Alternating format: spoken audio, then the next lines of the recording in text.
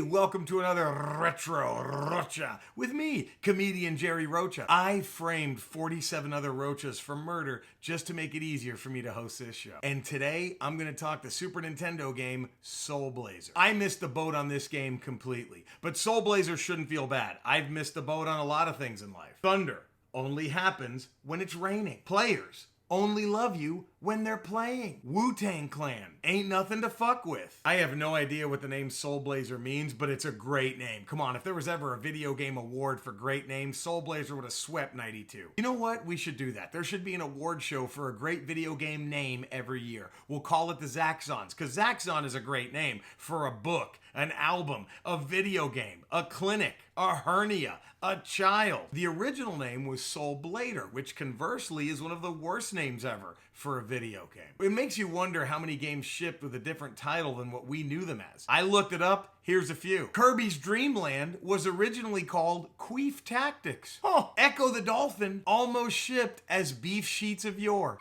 For 2 years, Bonk's Adventure was just called Asphyxiation Friends. You don't say. You don't have to listen to your racist uncle. I don't think that was ever the working title of a video game, but maybe something that all of us should just repeat in our heads over and over and over. In Soul Blazer, some dipshit king gets a scientist to create him a device that allows him to communicate with ultimate evil. Why anyone would want to communicate with ultimate evil is beyond me. I think that's pretty stupid. Honey, do you want to go eat at the food poisoning place tonight?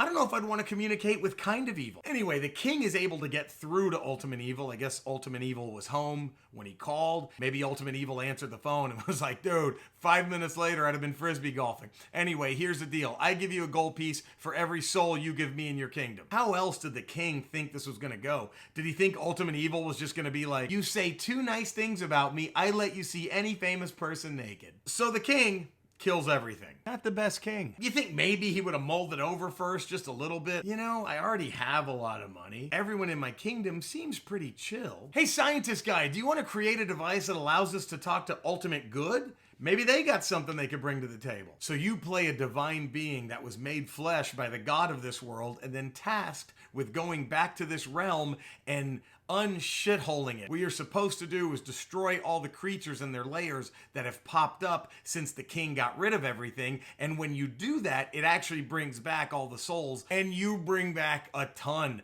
from people to animals to plants to mermaids. This king got rid of everybody. Not the best king. I loved the worlds in this game. Some of my favorites were the underwater level with the mermaids or the woodland area with the animals. I also really like this one mansion you go to, which I think was the house that the scientists used to live in. One room just has these dioramas. You travel into this model of the city where all these toys the scientists made start fighting you. That connected with me on a very personal level, because if my girlfriend could make any video game level real, 1000% she's picking that one. She's going into my toy shelf with the sword. She's destroying everything. I'm gonna come home and be like, who cut off Moon Knight's dick? Each area also has some hidden rooms with hidden monsters and layers that when you destroy will unlock hidden souls. My favorite of those was in the woodland area, where you can free a band of animals and they thank you by performing a concert for you. Imagine the shit you'd take from vegans in that realm. You ate the deer? He sang Brown Eyed Girl at our wedding. Our wedding that you were too drunk to even remember. Supposedly, if you beat the game without taking any damage, at the end, there's a cutscene where all the mermaids come and blow the band. I don't know if that's true or not. I haven't been able to confirm it. Maybe you need a game genie. There's this one region where people lived under a mountain with a bunch of giant snails, and man, after I brought back the third person, I felt bad,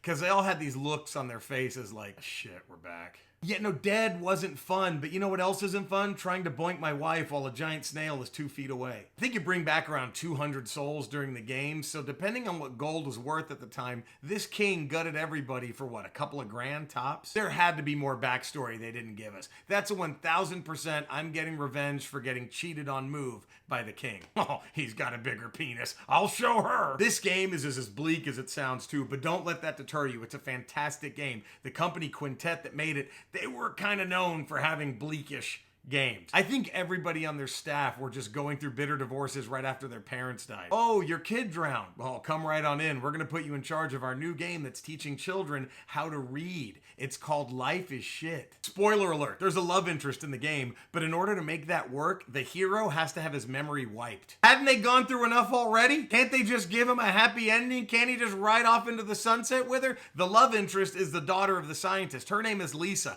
Were the developers like, nope, if it's gonna have to happen, Lisa has to have full-blown AIDS. He's gotta lose his memory. We have a reputation. And come on, big ups to Lisa. That's true love, sticking with someone who had their memory wiped. Yeah, he's about 72% potty trained. Yeah, we're almost where we were before he lost his memory. Quintet also made one of my favorite ever games for the Super Nintendo, ActRaiser. I didn't miss a boat on that one. And what I love is that in ActRaiser, when the hero takes damage, it's the same noise as in Soul Blazer when the hero takes damage. I love that noise. I don't know why. I'm starting to do it in my day-to-day life. When I'm at the gym, nothing strenuous. I'm just taking a standing free throw all by myself. Ho, ho, ho. I didn't even try to make that happen. It's just happening arbitrarily now. I think I need to see a doctor. The boss battles are great, and what's really sad is as long as I've been playing video games, I've never been able to memorize the patterns of bosses, which was much easier to do back in the Nintendo, Sega, Genesis, Super Nintendo days. I just take it too personally. I can't separate myself. I can't be like, okay, when the gem blinks a third time, he's about to attack. Instead, I'm like, okay, asshole, you're gonna blink at me? You're gonna blink that gem at me? Okay. Damn it. My favorite boss was this fucked up demon mermaid, no wonder Ariel picked human dick looking guy. Come on, that's a badass looking boss. Soul Blazer gets all the credit in the world for being infinitely playable 27 years after it came out. There are gorgeous, brand new looking games I could be playing right now, but instead, I wanted to finish Soul Blazer, so grab one. Thank you for watching another Retro Rocha with me, comedian Jerry Rocha. Please subscribe, give it a thumbs up, click that little bell thing so you're notified every time a video happens. Spread the word, all that good shit. Is there any game you want to see me talk about? Email me, rocha@retrorocha.com. And one more thing, keep your head up. Oh, that's right. You can be fair and not be a square. Ooh. Listen to me, you goddamn cat. You don't jump on the table when I'm recording a video.